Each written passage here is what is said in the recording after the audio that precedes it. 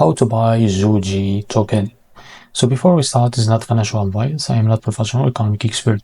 So before investing in any project that you find on my channel, please do your own research.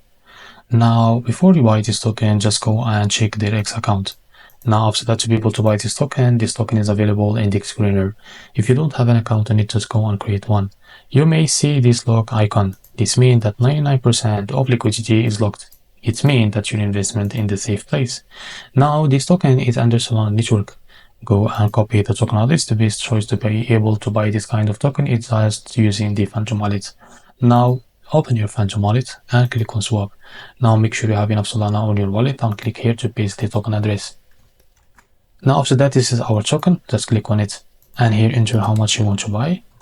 And as you can see, this is how much you will receive. Now after that, select the provider from here. For example, Jupiter, and make sure to read all the information here. Now after you click on swap, they will redirect you to Jupiter to be able to buy this token.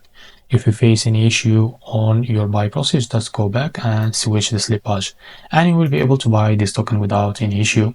So this is how to buy the Zoog token. If you found this video helpful, please like and subscribe. See you in the next video.